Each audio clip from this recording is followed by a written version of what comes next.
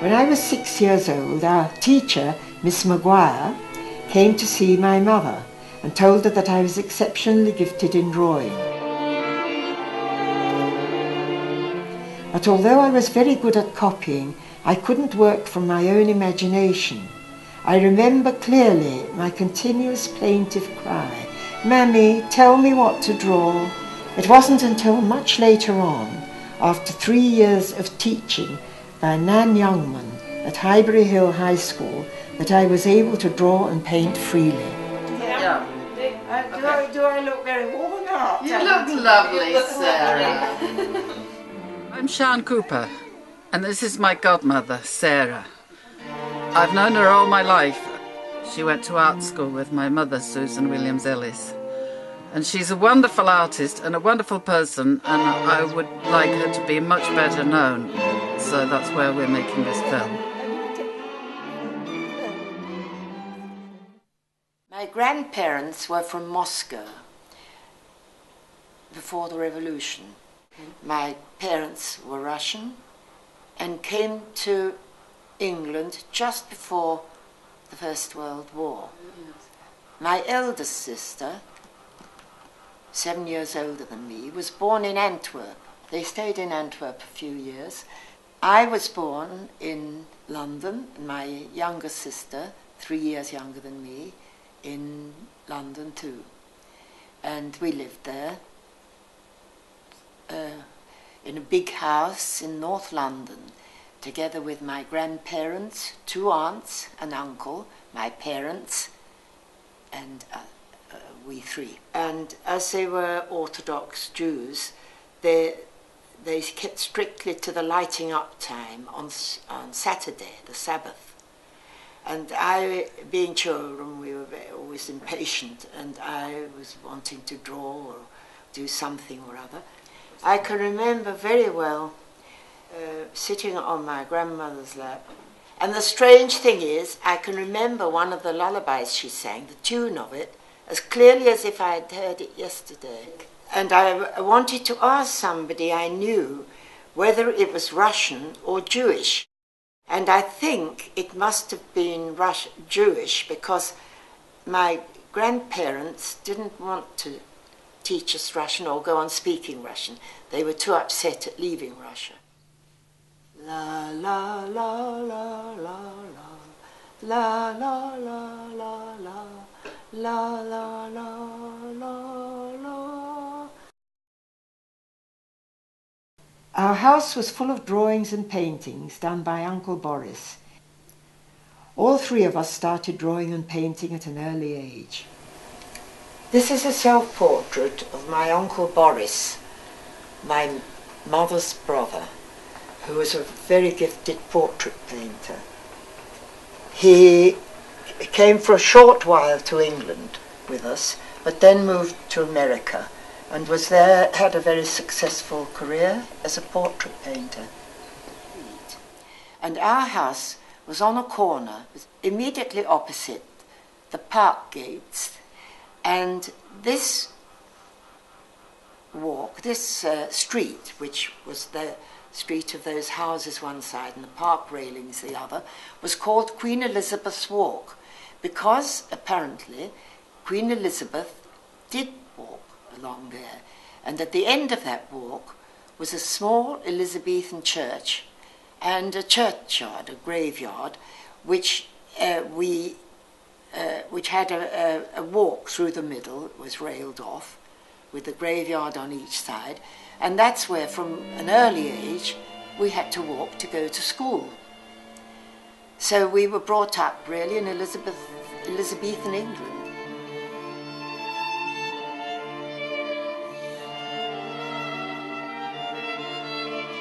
My father, I remember, and in fact I got a photograph of him with me, about 3 years old, and our dog, a big collie.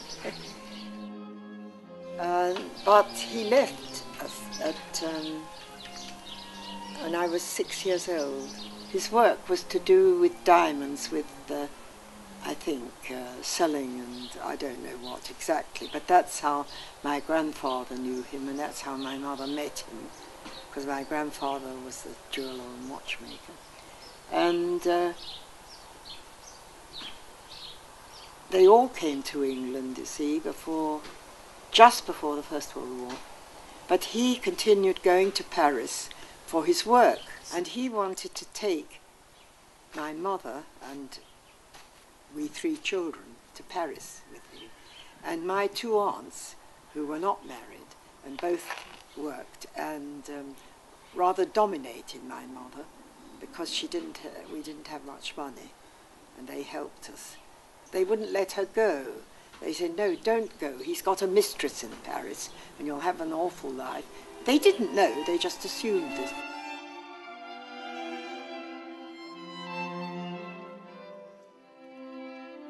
He just didn't come back. He just stayed in Paris. My mother went over to see him a couple of times, but he didn't want to come back and live in London. And then war broke out, and the Nazis occupied France, and we lost track of him.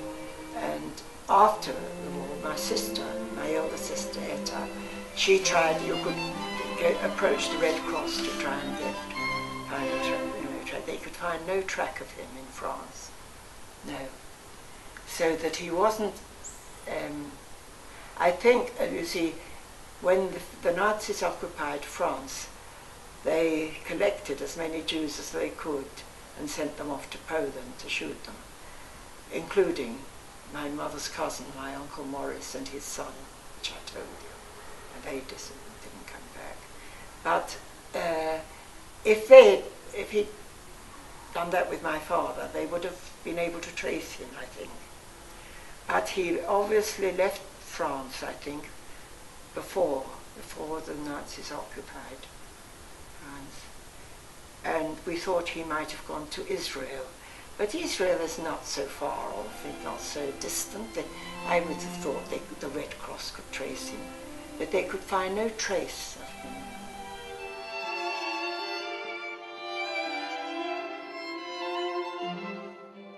During the war, I got a job working, and the National Gallery, the gallery itself was not open. Paintings, they'd all been sent to a disused mine in North Wales. And the publications department was open. That means the counter down below. And Olive Cook, who ran that, who was just in charge, she knew all the paintings. She was an art critic, and she wrote about art, and she wrote about a lot of things. And I got a job there on the counter. And at the same time, Myra Hess started the National Gallery concerts on the first floor. They opened the doors in between, do you remember that? And she got a small orchestra together, and she used to get, a lot of them were refugees here, either singers or pianists or musicians to play, and it was lovely. And so, working at the counter down below, I was able to go up and listen to part of the concert.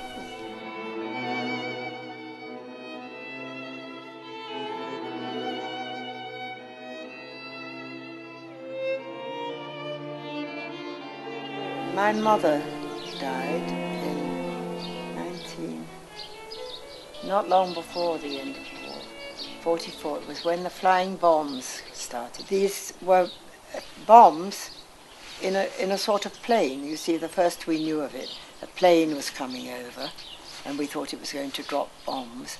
But suddenly it stopped, and there was no sound at all. And then a few seconds or a minute later, there was a great crash, and it was a bomb disguised as a plane, flying bombs. And of course they were terrible, because at the beginning you didn't realize. And my mother was out shopping, you see, and one of these fell, and somebody shouted to her, lie down on the ground. But she didn't react quickly enough, and she was rather plump, and she wasn't very young. It would have been difficult for her to sort of just throw herself to the ground. But if she'd been, really understood, she would have done so, or tried to do so. And this thing fell, and it crashed. It was a bomb, and some shrapnel went through her. It was late afternoon when I got to the hospital, when I knew and got to the hospital, and she had died.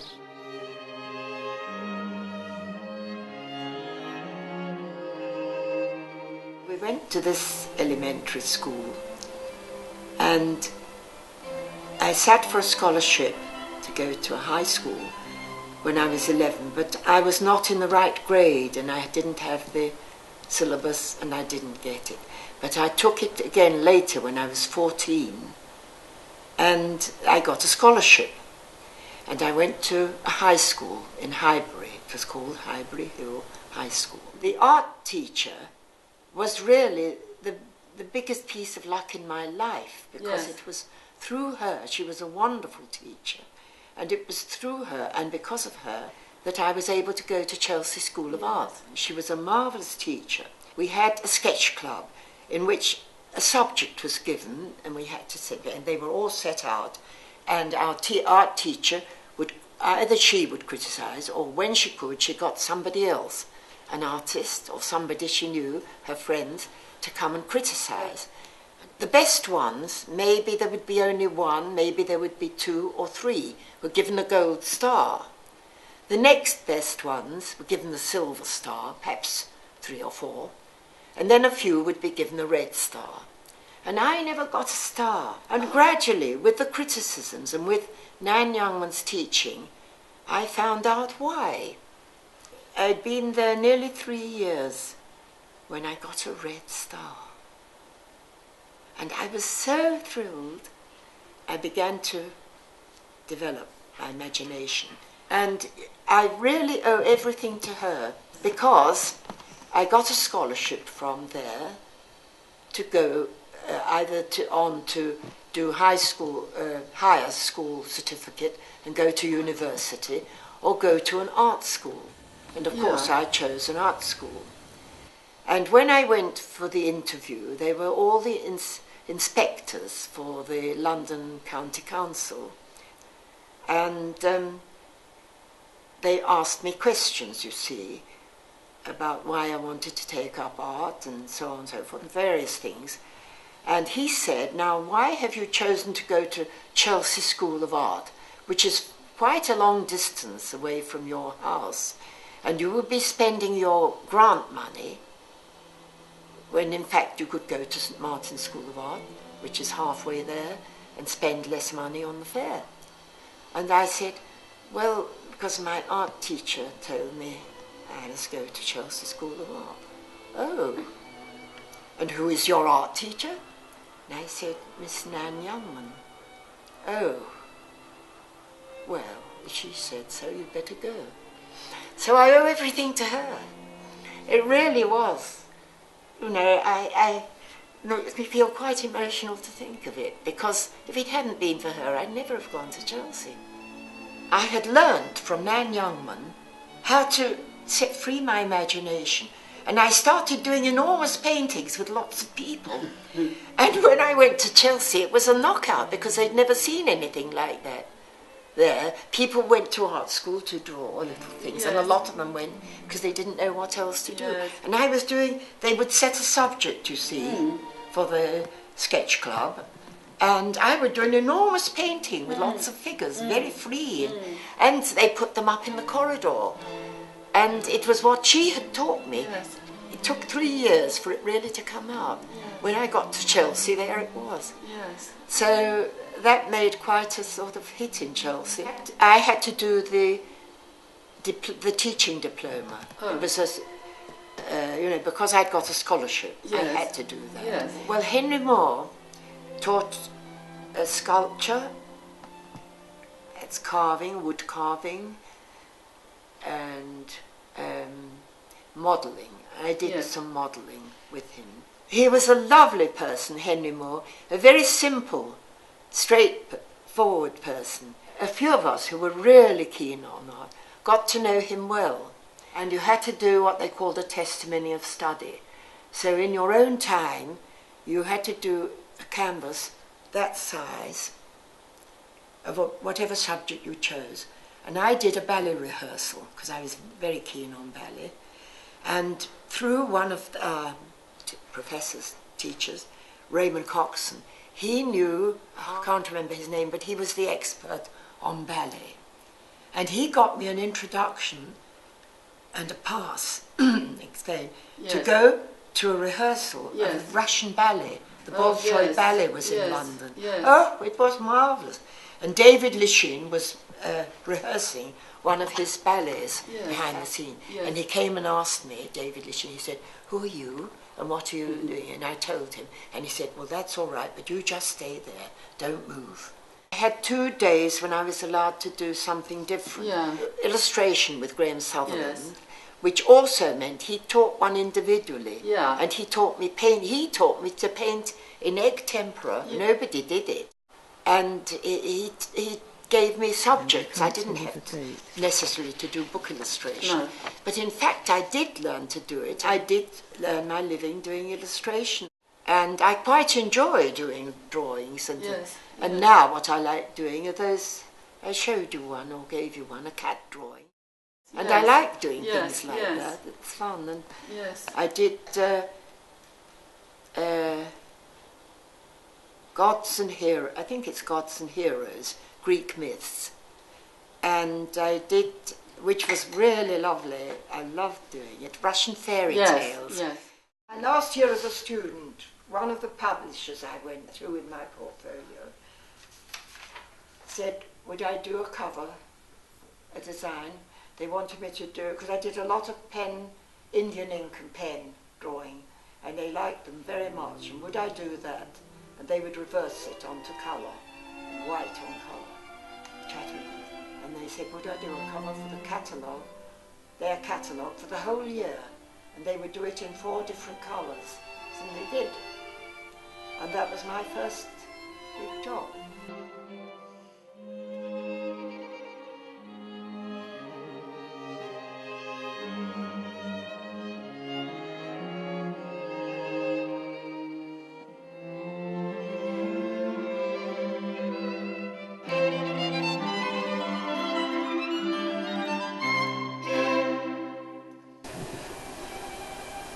I spent 3 months in Morocco 1 year and filled a complete sketchbook with drawings, and later when I got home did paintings of many of them, and this is one of them. Yes.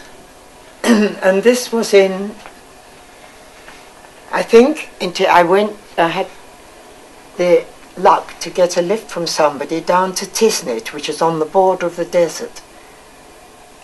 And a small town, and there I did a lot of little drawings. I stayed there for about 10 days with this woman, and this is based on one of them. I met Susan Williams-Ellis at Chelsea School of Art. She was I was a year before her, and you mostly get to know the people in your own year. But I had to do, for my diploma, I think, I had to do a portrait, including other things, a portrait of some portrait painting. And I asked her, I was always so impressed with her looks, and she had this marvellous blonde hair. I said, would she sit for my portrait? And she was absolutely thrilled, because she wanted to get to know me, but didn't dare, because I was in the year before. So she invited me to Wales for the summer. Susan was one of my 2 closest friends, well, I could say all my life, really, since I grew up, She criticised, and she used to say this and that, and some she liked better than I. And we often disagreed about other painters. Yes.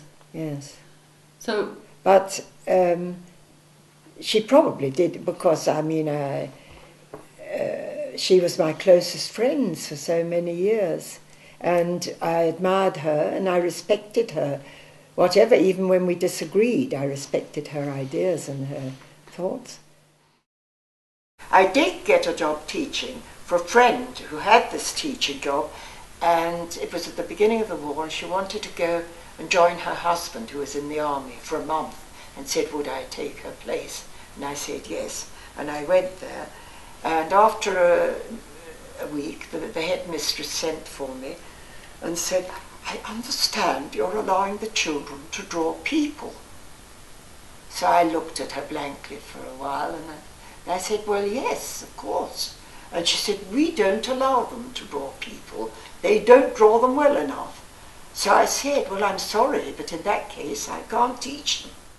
I was asked to go and teach at this school, Laura Place, which was in the East End of London, but they were evacuated to Bishop's Stortford. And I taught there for 3 years, from 1942 to 1945. Well, I'd always been interested in what I learned at school in the sciences. Yes. And for some reason in medicine. And I went to stay with my friend, Titi. Her father, they were Armenians, the family had originally come from Armenia.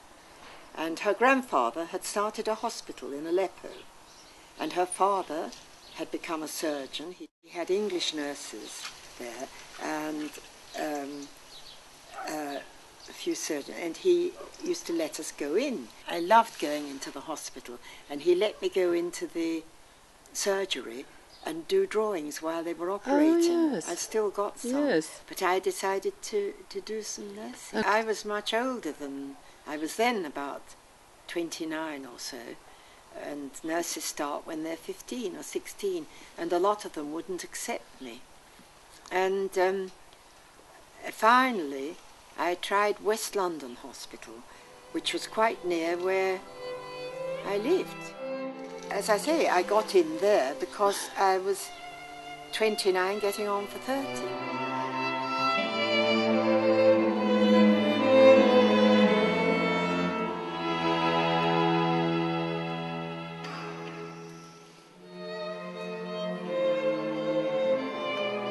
I was advised to come to Ibiza because by a friend who'd been here and who said she thought I would like to paint here. And the second time I came, I met my husband, Jose Ballesteros. Hello. Hola. Good morning. Mira. Bread. More bread. More bread. ¡Au! Un plátano. Están igual que los otros. Yo nací en el Provencio, provincia de Cuenca.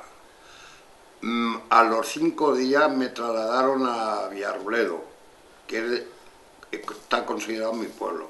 Entonces, yo me crié normal, como a los 7 años fui al colegio y a los 10 años tuve que dejar para ir a trabajar. Sara, esto está maduro, esto está...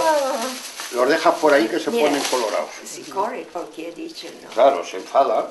Oh, I hate these bananas green. Esos son right, Sara, son buenas. A trabajar porque era necesario, me pagaban bien y entonces pues trabajaba. Vino la guerra y tuve que trabajar más. Entonces tuve que trabajar más porque mis tíos se fueron a la guerra, yo tuve que ir a ayudar a mis abuelos en el campo. En fin, la guerra fue un trastorno para toda la familia. Mis tíos fueron a la guerra todos, mi abuelo estaba medio baldado, tenía que ayudarle en el campo con las mulas. En fin, termina la guerra y sí tengo que seguir trabajando. A mi padre lo cogen y lo matan, sin juicio y sin nada, los de Franco.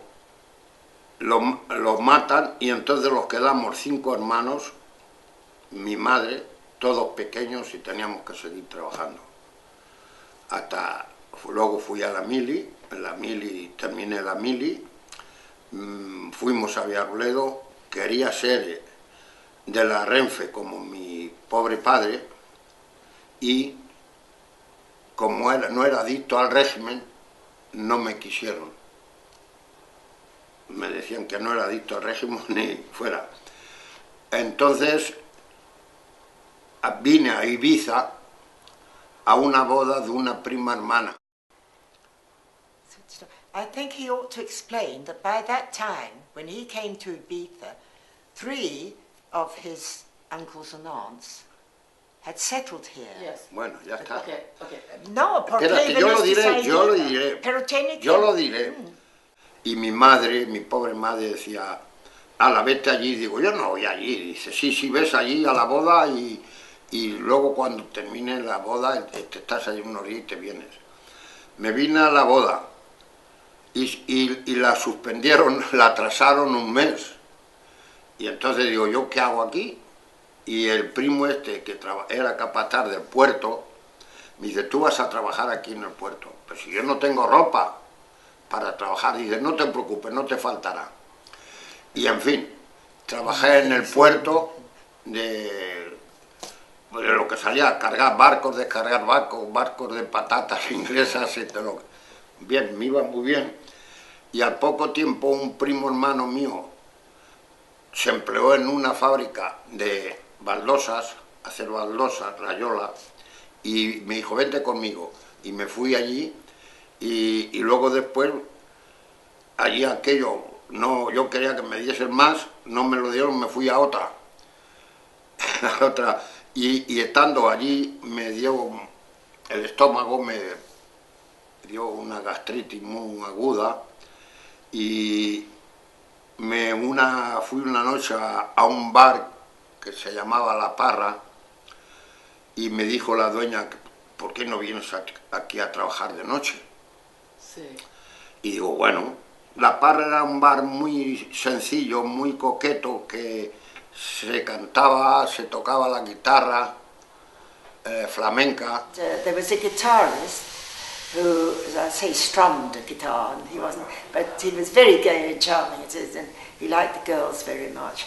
But his wife, they were gypsies, really, gypsy.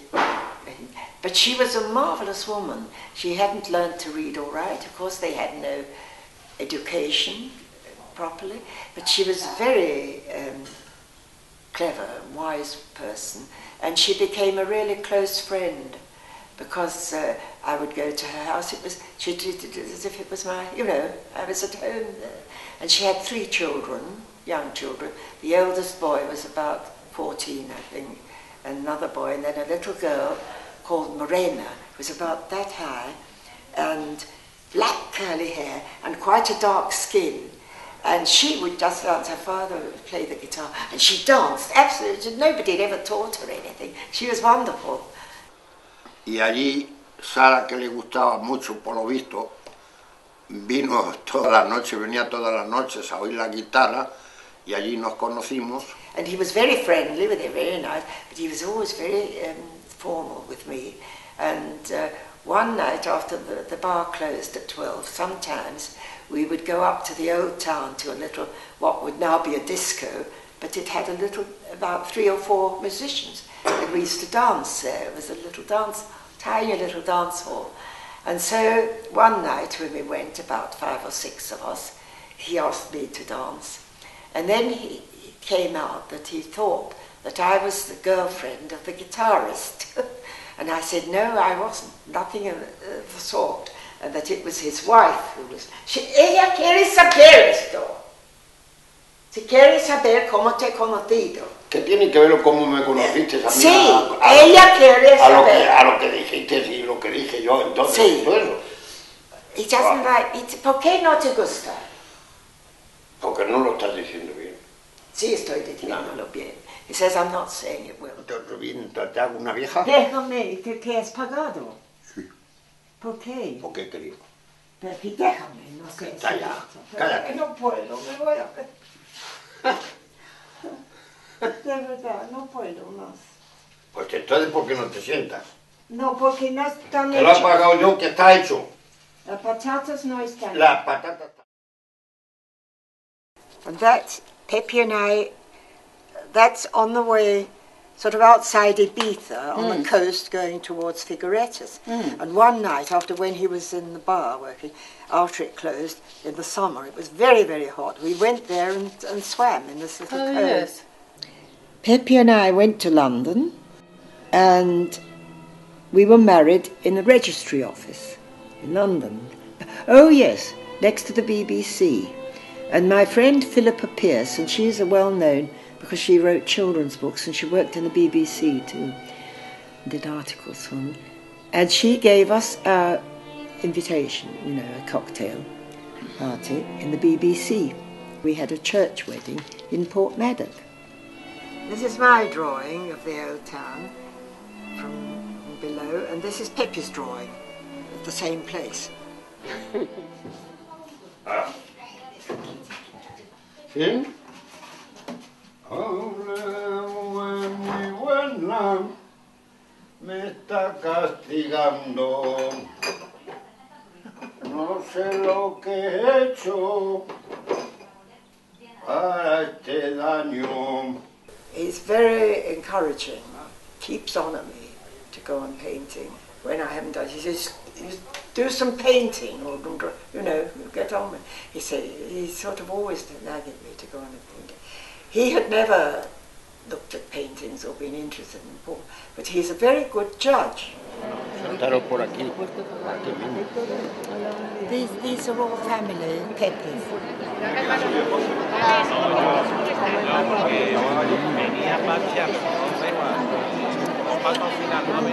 If I show him something, he criticises it, you know, and says what he likes about it a bit. He's now sort of getting used to looking at things a bit. But he'd never looked at a painting in his life before that.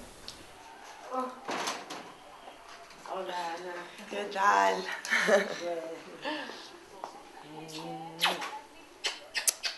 ¿Qué tal?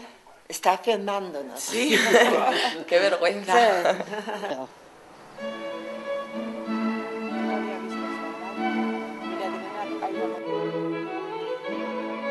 This is St. Augustine Church, and this village, which is really quite small, was, when I first came to Ibiza and saw it, my favourite, and has been ever since, my favourite village.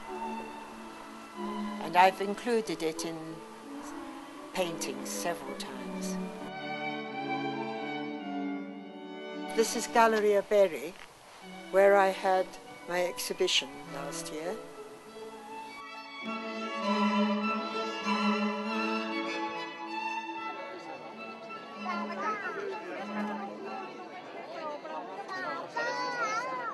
Renaissance painting, the Impressionists, all must have had some influence. But the recent painters who've had most influence on me are Marc Chagall and Paul Klee.